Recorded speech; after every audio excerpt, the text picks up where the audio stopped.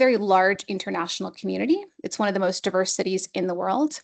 In terms of entertainment and culture, there's always something to do. It's home to several museums, majority of which are free. Lots of art galleries, music venues, theaters. As I said before, lots to do. It's also a very green city as well. There's approximately 3,000 parks across the city. So there's always, a little green area that you can go check out. And then in terms of careers, it's a global hub for many industries. So regardless of the industry you go into, there are always opportunities there. Really briefly, I'll talk about LSE at a glance. We are the UK's only university dedicated exclusively to the social sciences. So every student shares a common interest in understanding, how our society, how political systems, and how economic systems work. And this creates a really unique academic environment where, students can pursue diverse fields, whether it's econ or, psychology, management, gender, climate change policy. And it's all done through this social science lens. We're also a member of the Russell Group, and the Russell Group is an organization of 24 universities that have a shared focus on research. It's kind of compared to the US Ivy League as well. And we are also ranked first in the UK by the Times and Sunday Times Good University Guide 2026. And then a little bit about our community. We've got about 12,000 students. It's roughly split in half between undergrad and postgrad, a little bit more on the postgrad side. And depending on your context, that might sound substantial, but actually we're remarkably small compared to some other London institutions. So King's College London, which is right across the street from us, they have about 45 to 50,000 students, and UCL down the street has about 55,000.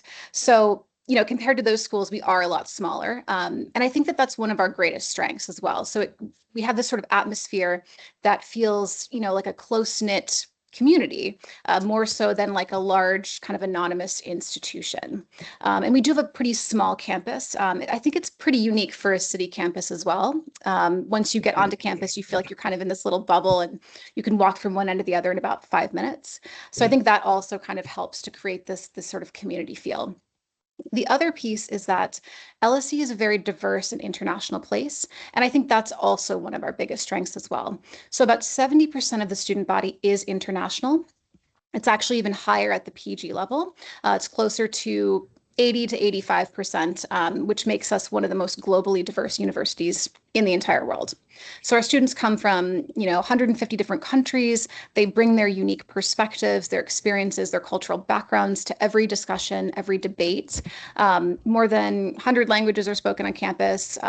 Everywhere you go, you hear, a different language being spoken. And about 40% of our academic staff and faculty come from outside of the UK. So that really ensures that teaching and research benefit from a diverse range of perspectives. We also have a total of 21 LSE alums or staff members who have been awarded Nobel Prizes.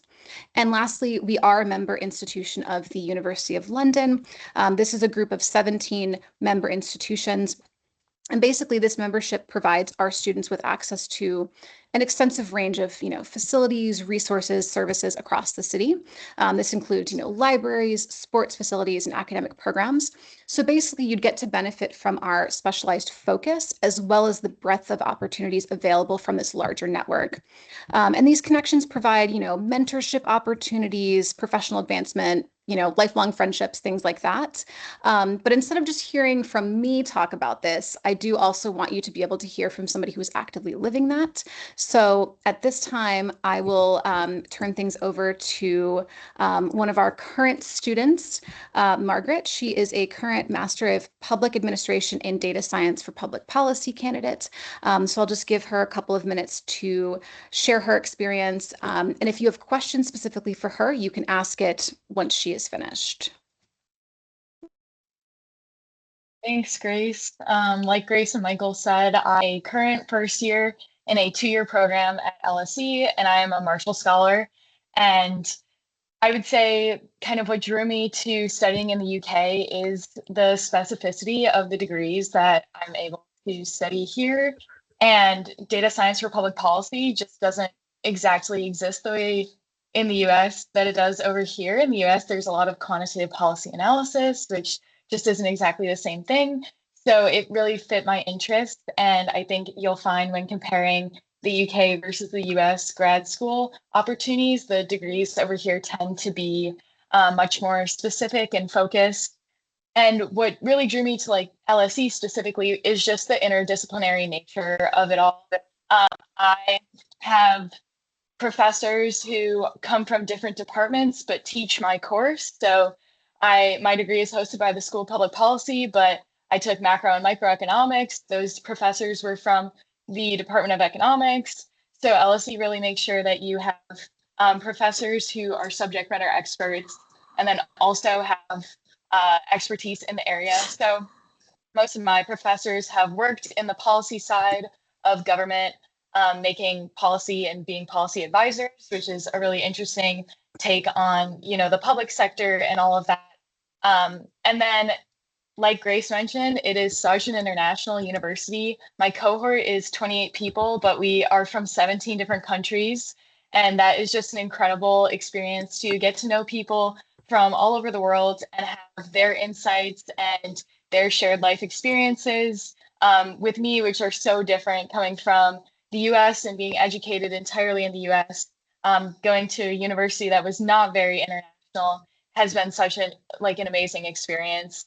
And then LSE does a really good job of putting on events and conversations with folks, whether that be an intimate 30-person conversation with a prime minister or someone. We had a policy and practice seminar with one of the folks who heads the public policy for Strava in Europe, which I thought was really cool. So just opportunities to really engage in an academic way, but in a very practical, hands-on way. We really work not just in theory, which you definitely can do if you want to be on the research side of things. I'm in a talk degree, so it's much more hands-on and practical. And there are opportunities to get involved in both. And then I would say the research at being at a research institution is very cool, not only to see when it's recognized on a global scale, but also the opportunities, if that's something you're interested in, to be able to get involved as a research assistant or to just hop on projects and lend your skills where they might be useful for really some groundbreaking research. And then just wanted to double tap and say that London is an incredible city to be in. There's always something to do, and the campus of LSE does actually feel very much like a campus. So you have kind of the LSE community, but then you also have the larger community, which I think is an incredible way to get involved, get to know people, learn about not only what you're here to study, but also the local community. And then I just want to round out by saying that all of this would not be possible without Marshall. And it has been just such a transformational gift to be able to study and get a grad degree entirely paid for. So I cannot thank them enough, and the work that they do to help keep Marshall scholars over here and studying, and a valuable, asset to universities and all of that. So being at a partner university, I want to thank both LSE and Marshall for this incredible opportunity. And I'm happy to answer any questions you all might have.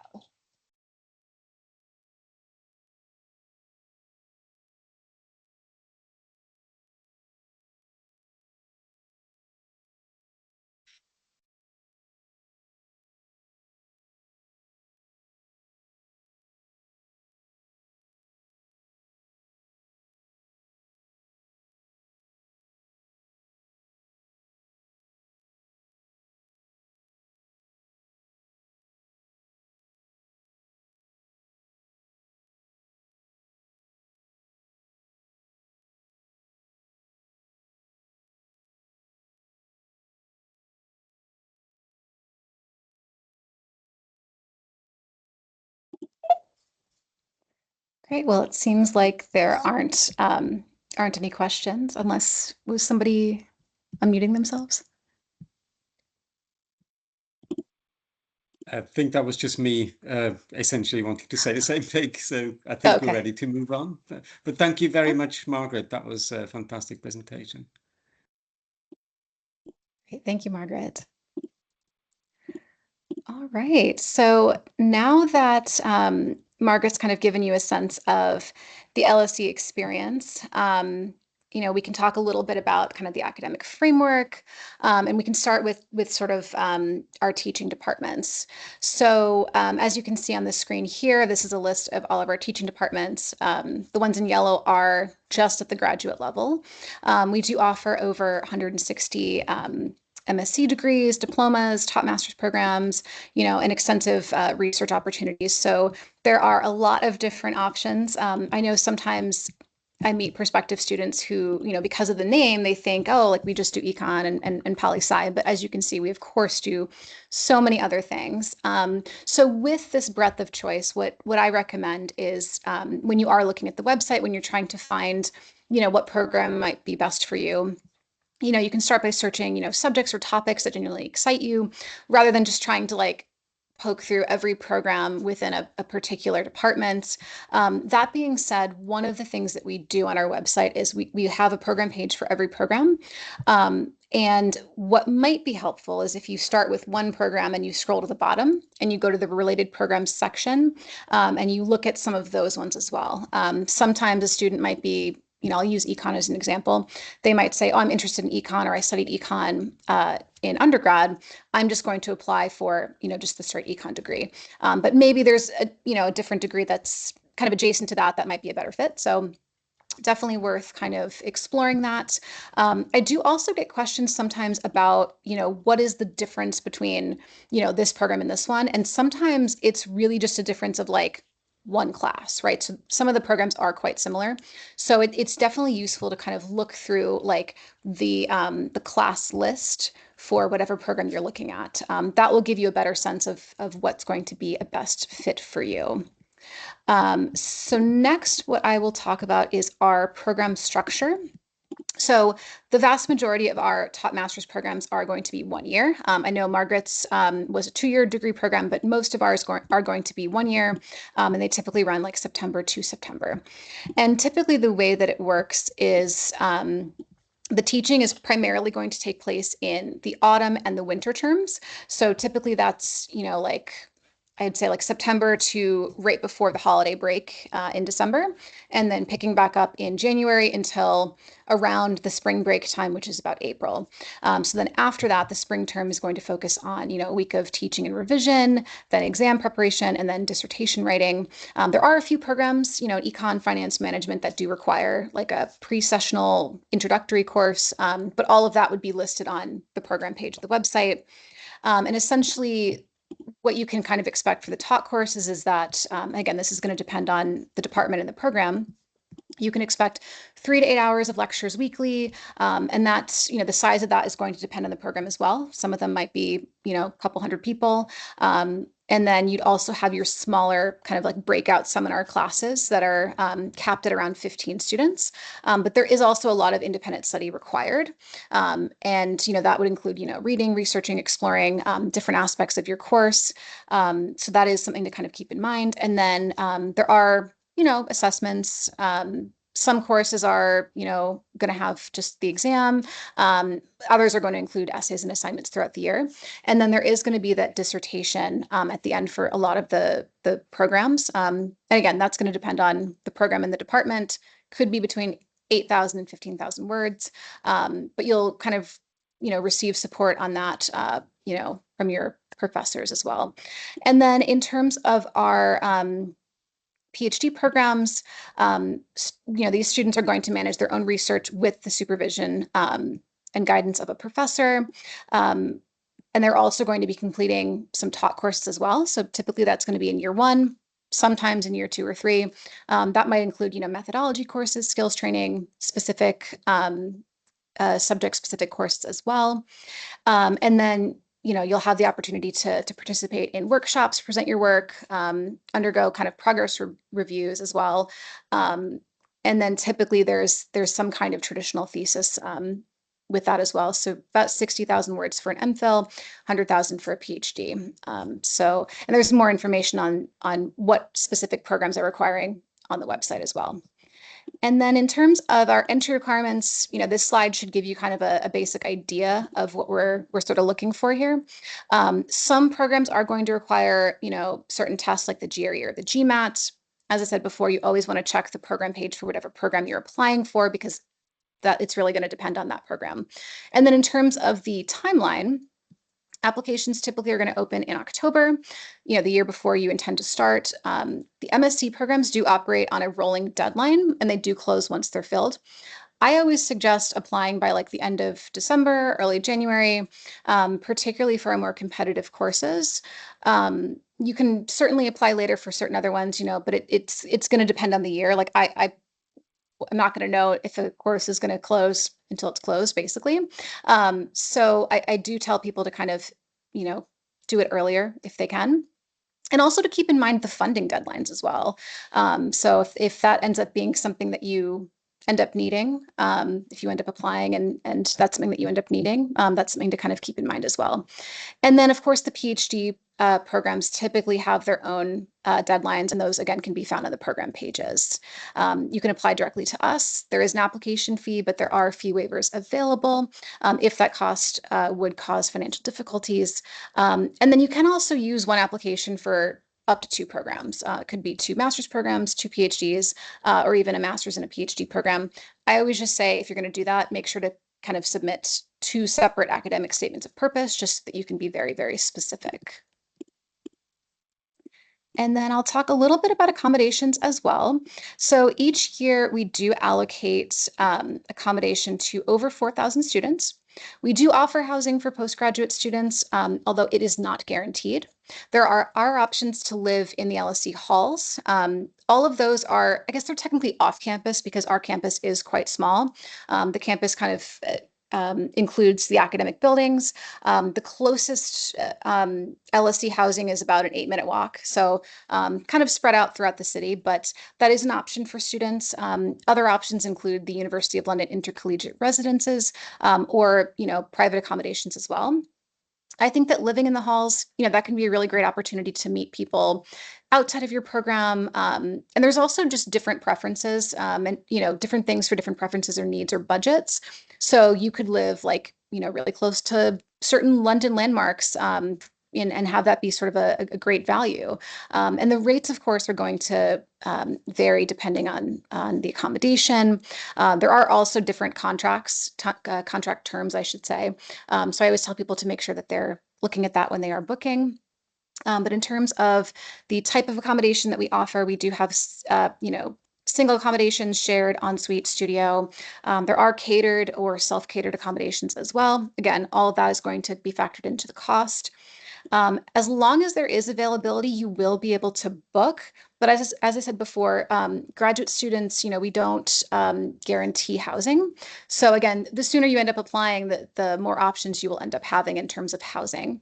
But we do, of course, try to have plenty of space for postgraduates. And some of the halls are entirely postgraduate students as well. So that can definitely be nice, especially, if you're with us for a year, it's one less thing to have to worry about trying to find private accommodations. That being said, if you were to get private accommodations, we do have a housing department that can help you with that. They can help you to find housing. They can also act as a guarantor for you as well. And basically what that means is if you are not a UK citizen, you have to get what's called a guarantor. So either somebody who is from the UK, or you'd have to hire and pay an outside company to act as your guarantor in order to get the housing. We will act as that for you. So it's just kind of one less step to kind of think about. And then I also wanted to talk really briefly about our, student life and some of the support that we do offer our students. So the first thing is we do have a students union, and that is a non-for-profit organization. It's led by, LSE students. They have elected officers, and they have a lot of different services that they do offer to students. So the first thing that I wanted to talk about is Student Voice. And essentially, this is a team that supports student representatives, facilitates surveys, they do focus groups, and they also advocate for student interests in the university decision-making process. So if you're, seeing something that you would like to kind of, maybe there's an area where you want to see some change, that's a group that can kind of help you with that. There are also a number of different, student communities, clubs, societies. We have over 250. There's a wide variety of different options. There's academic ones, there's creative ones, there's ones, about there's political societies, faith-based societies as well. So a lot of different things, a lot of different interests and things like that. And if there is an organization that you wish existed but didn't, you can definitely set that up. It is open to undergrad and postgrad students as well. There are also there's a social piece to this as well. The student union does run a lot of the union events. They have a student cafe as well, and they do offer there's like a student advice uh, portion as well, where they offer like free, independent, and confidential advice as well. And then outside of that, the university does also offer a lot of support to students as well. So there's a student well-being service. That's a collection of services, including, student counseling, disability and well-being services, and basically anything dedicated to helping you improve your well-being. We do also have something called LSE Life. They do a lot for our students. They offer workshops and kind of different events to kind of help you discover your strengths, to develop your skills, and kind of help you to reach your goals. I know when I was on campus back towards the beginning of the school year, they were running, and it seemed like a very basic kind of workshop, but there were a lot of students there, which was great to see. But it was literally just called How to Write an Essay for an LSE Professor, which I think is kind of important because we have so many international students, people who are coming from outside of the UK who might be used to just a different style. So they do a lot of things like that to help make sure that our students are supported and that they can be successful. We do also have a faith center, which is home to our diverse religious activities. There's, programming around that. And there's also a kind of like a quiet, reflective space that's open for staff and students. And then lastly, we do have the Volunteer Center, and that does support LSE students in finding, volunteer placements at local charities or nonprofit organizations. And then next, I wanted to talk a little bit about our LSE Careers Department. I love talking about them. I think that they do so many things for our students. And basically, their mission is to kind of facilitate that transition from education to employment by, supporting the development of skills that are required to, be able to have a fulfilling and successful career. As you can see on the screen, they do a lot of things for our students. They do these sort of one-on-one career consultant appointments. They'll kind of go over career planning. They'll look at your CV or your cover letter. They'll do practice interviews as well, which I think is really amazing. They do also host a number of different events for our students. So they will bring alums back to campus. They'll do kind of like panel events or networking for them. They do also host a lot of different career fairs, some of which are going to be, subject specific, which I think is really amazing for our students. So they do a lot for them. And that is something that I always tell people they should definitely take advantage of. And then really quickly, I like to just kind of include this because it gives you a sense of where our graduates go. I often get the question, like, what is somebody from, this degree program or this department end up doing after graduating? This kind of gives you a little bit of a sense of the types of fields that they go into. But I did also include this QR code here because if you go there, you can actually search by program, or you can search by department, and that will give you a sense for, I believe it's data from the last 5 years. And it'll kind of tell you like, okay, if you're looking at, graduates from the, finance department, like what sectors did they end up going into? What companies ended up hiring them? So that will also kind of give you a sense of that as well. Some of the program pages do also kind of give you some information about that. I specifically remember seeing on I think it was our gender program pages, it would give you a sense for like, oh, like this program would be really good for somebody who's interested in doing X, Y, and Z, like maybe going into, policy work or something like that. So sometimes the program pages do kind of give you a sense for, if a program would be good for somebody wanting to do the thing that you want to do as well. So that's something to also kind of keep an eye out for when you are looking. And then I just also wanted to provide my contact information in case you end up having further questions after this event. I do also have a QR code there as well for if you'd like to get more information directly from us about like a specific department or program. And then also, if you do sign up for that, I can follow up with you personally as well. So I think at this point, we can just open things up for questions. And I think I saw some come through via the chat. Okay, let's see here. Perhaps Just Oh, quickly sorry, Kate. about questions. Like all Marshall Monday sessions, this is being recorded. So if that's not something you're comfortable with asking on camera or even with your camera off, by all means, take advantage of the chat. Great, thank you so much. Okay, let's see here. Okay, so we had a question here about, okay, let's see, US comparisons to the Russell Group. Yeah, I suppose it would be, similar to the Big Ten schools as well. And then had a student ask last week, does Marshall prefer research over top masters? I actually don't know the answer to that question. I don't know if, Michael, if you have an answer to Uh, that. yeah, I put it in the chat there. So that is Oh, I see. really Sorry, I missed that. it's absolutely led by what the scholar or the prospective scholar what their interests are, but we certainly don't mandate or give a preference to anything in that respect. Okay, great. Got it. So those are the only questions I'm seeing right now. Does anybody else have any questions or any topics that I didn't cover here that you were sort of curious about?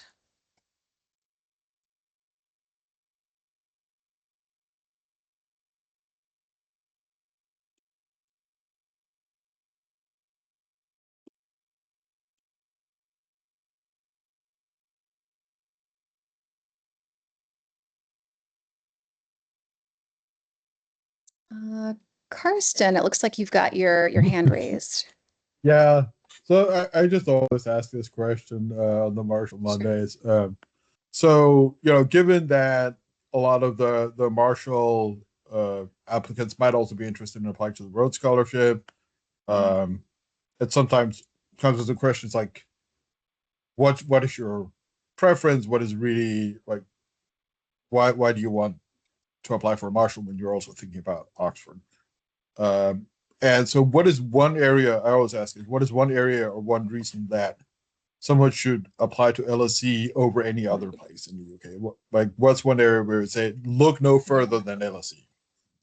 Yeah, for sure. So some of that I did kind of touch upon, but I guess it really depends on what you value, right? So obviously for some students, they want to be in London, but that's kind of a non-negotiable for them. But that's not always the case for everybody, right? So, I always I'm say that, thinking more we're academically, like in terms of right. academics, where it's like, look no further than LSE.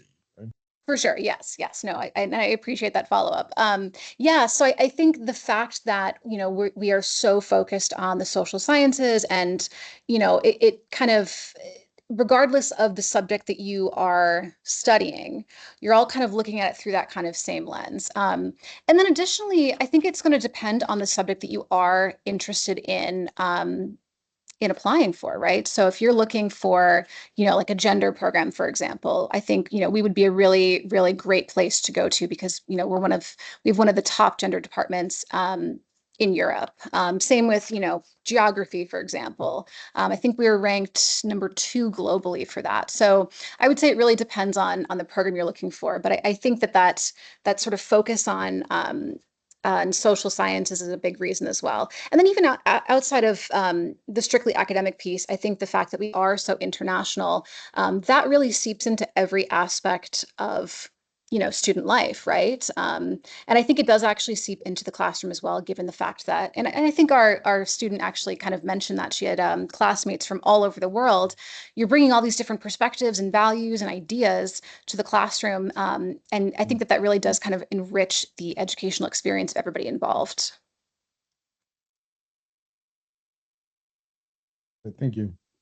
Oh, by the way, I was the one who asked the question about whether the Big Ten or like the public flagship might not be a more appropriate comparison. I had that because I did have one of my top students who was thinking of applying was a little bit deterred by the comparison to elite private schools. Yeah. Rutgers is a public university, and not Sure. everyone is attracted to the idea of an elite private Right. university. So Yeah, I I was know, and I thinking, totally get that. I was thinking Yeah, more like University of Michigan than Princeton, for example. Sure. Yeah. No, I think that was an interesting question. I hadn't ever heard of it posed that way. I mean, I've always kind of heard that kind of comparison to Ivy Leagues, but I guess, it is sort of a larger consortium of schools. So maybe that is an interesting way to kind of look at that. Public flagship is also it's a different group of universities, but it seems like a better description of what many of the roster group universities Sure. are. Yeah. Yeah, it's definitely interesting perspective for sure. Um, let's see. Okay. Okay, so you were asking about the application. Michael, it looks like you got back to them on that one.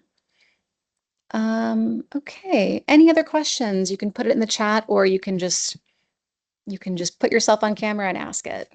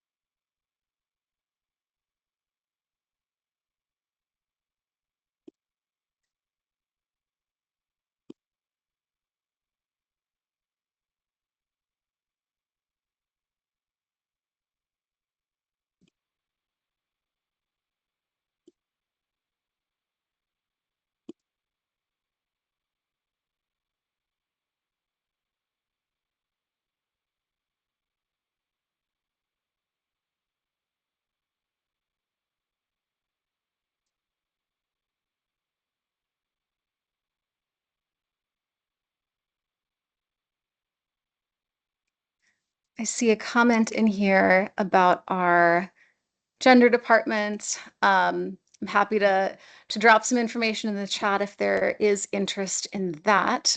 We do have a number of different master's degree programs as well for that. So I'm going to just drop that in there just in case anybody's curious.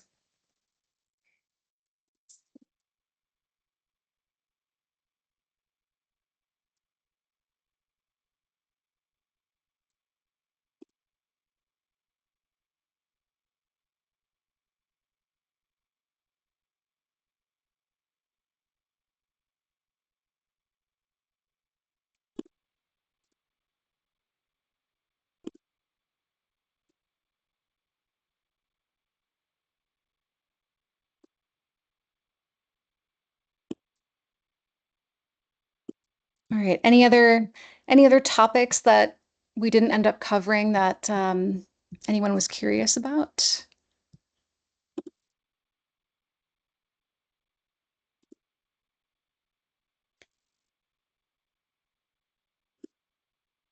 Doesn't look to be the case that we've got any more questions, so Cool. maybe we'll leave it at that. But thank you very much, Grace. That was a fantastic presentation from you as well, and thanks again to Margaret as well. If there are any questions that maybe you think of in the next days or weeks, please just put them through to us. You should have the Marshall Secretariat's email address, contact details, and we'll do our best to answer those. Great. Thank you so much for hosting. And if anyone has any further questions for me after the event, if you think of anything, you can just email me. That's totally fine as well. Great. Well, thank you very much, and have a lovely day, a lovely evening, and we'll see you next time at Marshall Mondays, I hope.